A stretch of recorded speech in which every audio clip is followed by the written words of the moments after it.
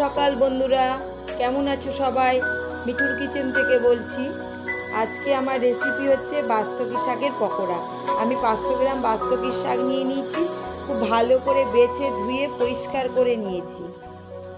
দেখো, বাজার থেকে কিনে নিয়ে আসা তো এই শাককে খুব ভালো করে বেছে নিতে হবে, যাতে কোনো রকম নোংরা না থাকে। এবার বাস্তকি শাকগুলোকে আমি বেছে পরিষ্কার করে সামান্য একটু নুন জলে হালকা ভাপিয়ে নিয়েছি। অল্প একটু জল দিতে হবে, যাতে জলের পরিমাণটা বেশি দেবে না, খুব সামান্য দেবে। দিয়ে ভাপিয়ে আমি একটা ঝাঁঝরিতে তুলে নিয়েছি। বাস্তকির শাক খুব উপকারী বন্ধুরা। এই শাক শরীরের পক্ষে খুব উপকার, মুখের রুচি আনে। জ্বর হলে জ্বরের পরে যদি এই শাকের পকোড়া খাও না, খুব উপকার পাবে সকলে। তার মধ্যে আমি এবার বাস্তকির শাকে কিছু উপকরণ মিশিয়ে নেব পকোড়া ভাজতে। বাস্তকির শাকটা নিয়ে নিয়েছি এবং আমি এর মধ্যে একটা বড় সাইজের পেঁয়াজ কুচি নিয়ে নিয়েছি। পেঁয়াজ কুচিটা একটা বড় সাইজের নেবে। এবার এর সঙ্গে আমি সামান্য হলুদ গুঁড়ো দেব, একটু কালো জিরে দিলাম, আর একটু নুন, একটু হলুদ, একটু লঙ্কার গুঁড়ো, একটুখানি গরম মশলার গুঁড়ো, আর সামান্য একটু জোয়ান দিতে হবে।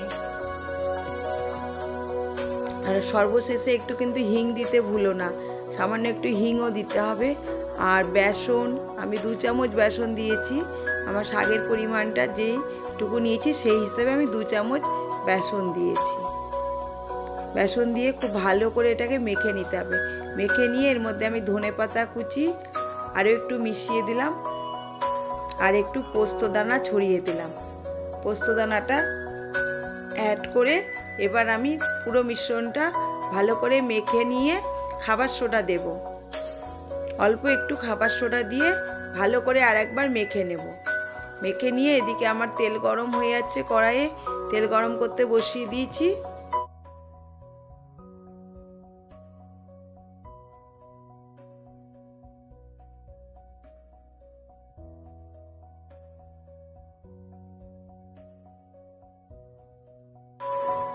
সমস্ত উপকরণগুলো খুব ভালো করে মেখে নিতে হবে হাতের সাহায্যে, যাতে প্রত্যেকটা মশলা একসঙ্গে মিশে যায়। এবার আমার তেলটা গরম হয়ে গেছে। এবার তেলে আমি এই পকোড়াগুলো ভাজতে দিয়ে দেব। একদম গ্যাসটা সিমে রেখে ভাজতে হবে, যাতে ভেতরটা খুব ভালো করে ভাজা হয়ে যায় বন্ধুরা, কাঁচা না থাকে ভেতরটা। সেই জন্য গ্যাসটা একদম সিমে রাখবো। সমস্ত পকোড়াগুলো ভেজে নেব। কাছের বন্ধু, দূরের বন্ধু, যে যেখান থেকেই দেখছো আমার ভিডিওটা, সকলকেই অনুরোধ করছি আমার চ্যানেলটিকে সাবস্ক্রাইব করবে, পাশে থাকা বেল আইকনটি প্রেস করবে এবং বন্ধুবান্ধবদের মধ্যে শেয়ার করে দেবে আমার রেসিপিগুলো। আর তোমরাও আমার নিত্য নতুন রেসিপিগুলো যাতে প্রথমে নোটিফিকেশান তোমাদের কাছে চলে যায়, এবং সকলে আমার রেসিপিগুলো দেখবে, ট্রাই করবে, আর আমাকে কমেন্টের মাধ্যমে জানাতে একদম ভুলো না কেমন লাগছে তোমাদেরও এই আমার রেসিপিগুলো। আমার পুরনো বন্ধুরাও যেভাবে আমার পাশে আছো, সকলেই সেইভাবে আমার পাশে থাকবে। আমিও তোমাদের পাশে আছি, তাহলেই তো আমরা এগোতে পারবো। তোমাদের সাহায্যই আমাদের দরকার, তাহলে আমরা নতুন নতুন ভিডিও করার উৎসাহ পাবো। তোমাদের একটা কমেন্টে আমাদেরকে অনেকটা দূর এগিয়ে যেতে সাহায্য করবে।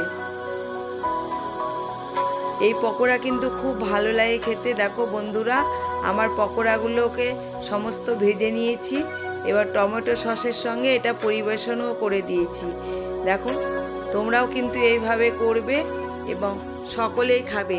আমার বাড়িতে প্রত্যেকে কিন্তু এই পকোড়া খেয়ে ভীষণ টেস্ট হয়েছে বলেছে, সকলের ভালো লেগেছে। আমিও আশা করি তোমাদেরও সবার ভালো লাগবে, বাড়ির সকলে এই পকোড়া খেয়ে। দেখো, আমার এই পকোড়া কিন্তু খুব মুচমুচে হয়েছে। দেখো, তোমাদেরকে আমি একটা ভেঙে দেখাচ্ছি, ভীষণ মুচমুচে হয়েছে ভেতরটা। টমেটোর সঙ্গে টসের সঙ্গে তোমরা এটা ভাত কেন, এটা শুধু মুখেও খেতে পারবে, এত সুন্দর হয় খেতে। এটা শাক বলে বোঝাই যায় না যে এটা শাকের পকোড়া। তোমরা এমনিও চা কফির সঙ্গেও এটা খেতে পারো। তাতেও খুব ভালো লাগবে খেতে। একবার অন্তত তোমরা সকলে ট্রাই করে দেখো, আশা করি তোমাদের সকলেরই ভালো লাগবে আমার রেসিপিটি।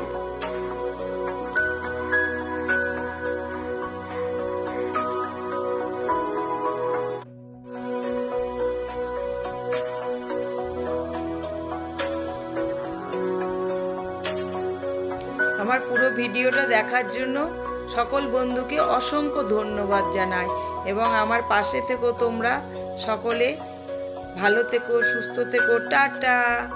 আমি আবার একটি নতুন রেসিপি নিয়ে নতুন একটি সময় ফিরে আসছি তোমাদের কাছে। ভালো থেকো।